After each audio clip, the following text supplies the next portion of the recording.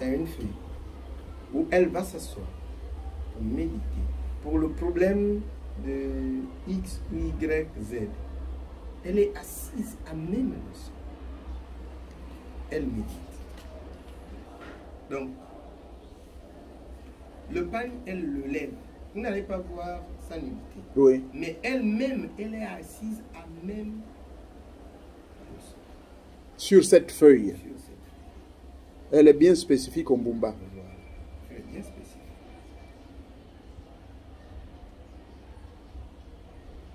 Et là, étant assise sur la feuille, elle fait quoi? Elle explique son problème? Elle médite. Elle médite. Elle médite. Et l'opération doit durer pendant combien de jours? Souvent, c'est une semaine. Une semaine. 5 jours. Bon, maintenant, pour ce qui est du kaolin, parce que je m'en souviens qu'avec la vieille, là, elle m'avait frotté le kaolin. On te maquille, non? Oui. Tu portes une tenue blanche. Oui. On te maquille. Et d'autres maquillages toi-même. Mm. Dans ton voyage. Oui. Parce que c'est un rituel où on ne consomme pas, comme j'ai entendu les gens dire, oh, les gens mangent du bois avec le mbumba. Non, le mbumba, on ne mange pas le bois. On mange plutôt, on appelle ça biciemu. Voilà, c'est une formule, oui, de bois, des essences bois et des essences de petites plantes. Donc, oui. voilà. Et alors, quand tu consommes ça, c'est tout ce que tu vas consommer le long de tes cérémonies. Et lors de ton sommeil, ces esprits-là vont venir et ils vont t'expliquer. Souvent, c'est même pas l'initiateur qui donne le programme. C'est toi-même qui viens lui dire, voilà le programme. Même si elle a un côté voyant, elle ne te fera pas le programme. Il faudrait que toi-même tu amènes le programme. Et ce programme que tu amènes, en fait, ce sont les génies qui te le donnent ou bien... Voilà, mais c'est dans ton voyage. Dans ton voyage. Voilà, dans ton voyage, qu'ils vont venir te dire, bon voilà, tu prendras par exemple, dis à ton que prends telle feuille, telle chose. Maintenant, c'est dans ce même voyage où il viendra dire, bon, toi, tu reviens du palmier. Ne mangera plus le palmier. Toi, le poisson qu'on appelle, par exemple, silure là, c'est ton ami. Ne mange plus. C'est pourquoi tu avais souvent les boutons. D'où, parfois, les gens vont faire du scanner de toutes les dimensions, ne vont rien voir parce que quelqu'un a une peau cutanée. Voilà. Voilà, ils vont se dire, mais ils ont fait l'IRM, tout ça là. Ils ne voient rien. Ne voient rien. Or là, c'est un phénomène spirituel, mystique. Parfois pas mystique. Mais beaucoup plus spirituel. Parce que à cet instant, c'est maintenant là, dans ton voyage qu'on a dit non. Si tu mangeais l'éléphant, désormais ne mange plus l'éléphant. C'est à cause de l'éléphant que tu as ça. Et dès lors que tu as compris, tu arrêtes de manger l'éléphant. Et plus jamais ça arrive. Donc si je comprends bien dans le Mbumba, normalement, le bois que le méditant ou la personne qui veut trouver la solution à son problème doit consommer, c'est bel et bien le biciemu. Voilà, le biciemu. Maintenant, le ça joue un peu le rôle, un peu comme le boga, quoi. Voilà. Maintenant, le biciemu là, il a toute une composition. C'est pas le biciemu qu'on achète là. Non. Voilà. C'est une composition longue. Il faudrait que je mette ça sur le papier. Il nous le faut, il nous le faut. Cette composition. Ça, c'est la forme de... on appelle du mbumba de méditation. Mais maintenant, le mbumba où on fait les cérémonies... Le mbumba dansant là, c'est le même mbumba là. Maintenant, quand tu as obtenu... Oui. Quand tu as obtenu gain de cause, alors ils vont festoyer. Maintenant, ces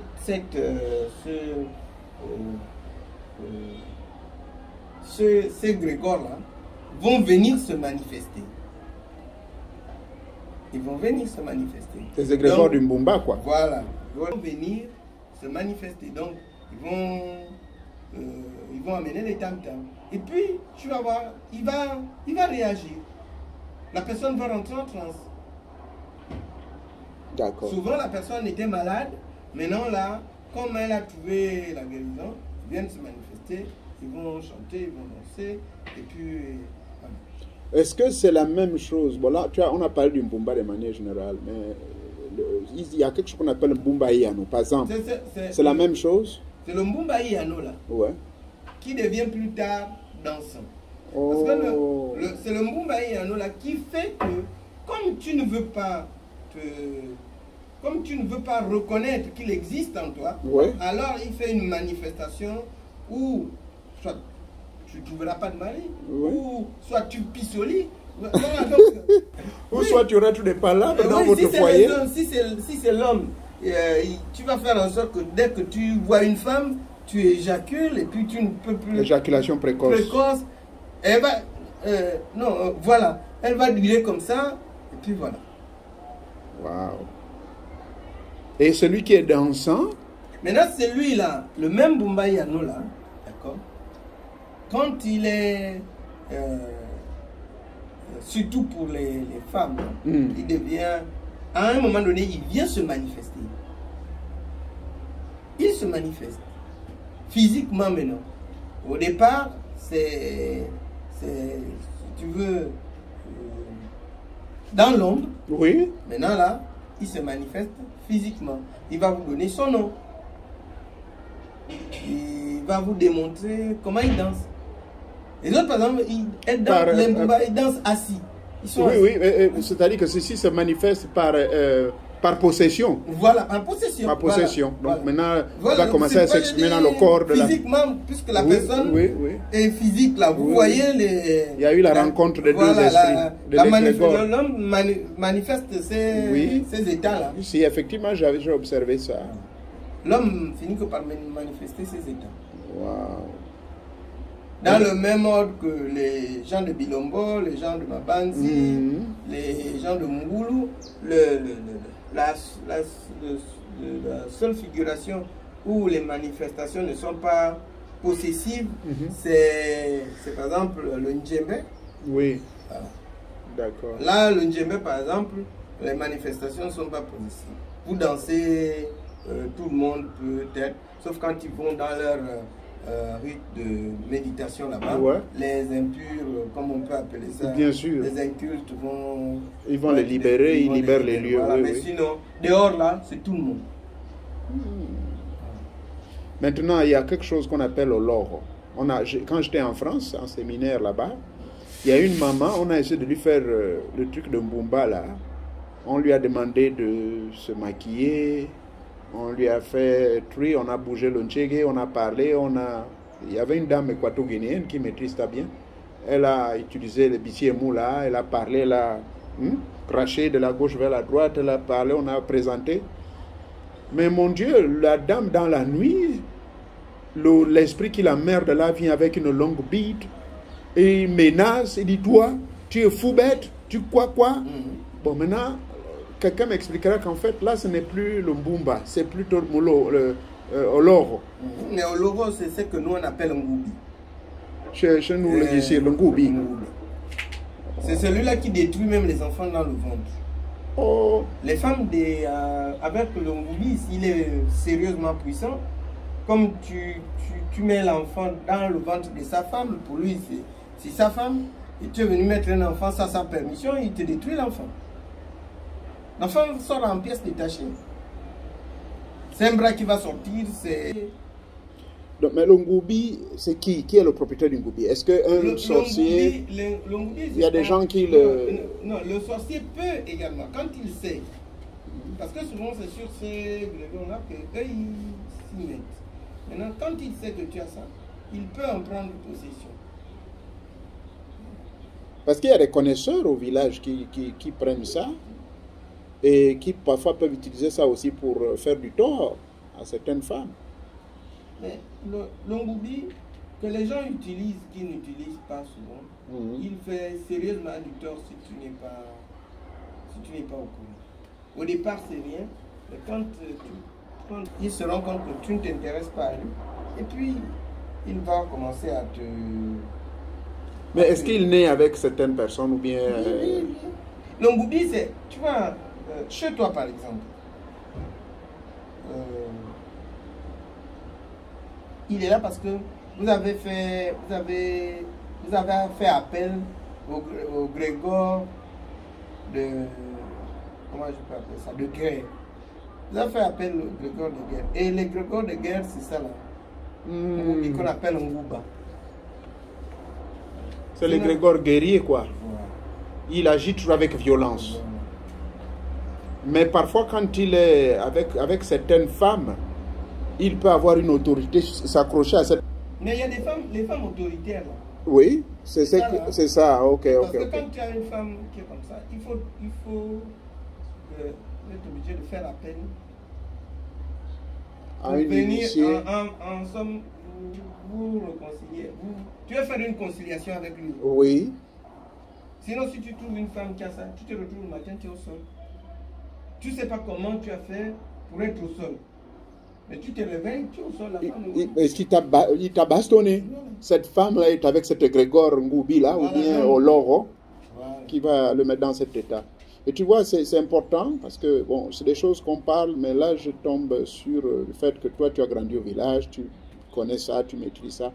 Et là, tu vois, j'essaie maintenant de faire la grande différence entre l'esprit du Mbumba et le Ngoubi là. Effectivement, on a observé ça dans le comportement. Il y a certaines femmes, tu vois, elle est là, elle ne fait que progresser. À un moment, les parents se posent des questions, mais comment? Elle ne peut pas se marier, mais elle a l'argent, elle est ministre, elle est générale, elle est aux commandes. Mais c'est parce que, peut-être certaines savent, elles maîtrisent ce Ngoubi-là, ou bien d'autres ne le savent pas, elles ont ça. Le copain qui va venir autour, le pauvre, comme tu viens de dire, il se retrouve bastonné, il se réveille, mais qu'est-ce qui s'est passé? C'est compliqué, hein, cette affaire-là. C'est vraiment compliqué. Waouh. Ça, c'est quelque chose que j'ai appris. Maintenant, au niveau chez les Blancs, ils ont effectivement les deux esprits. Maintenant, là, tu vois, là, je fais, par exemple, je vais appeler le Ngoubi comme étant l'esprit succube. Et le Mbumba, c'est la femme de nuit ou le mari de nuit, qui est en fait un esprit qui est né avec chacun de nous. Maintenant, le Ngoubi là, ou le Boloro là, je peux dire que ça, c'est l'esprit succube et incube, parce qu'il est plus violent. Et parfois, il peut créer des dommages.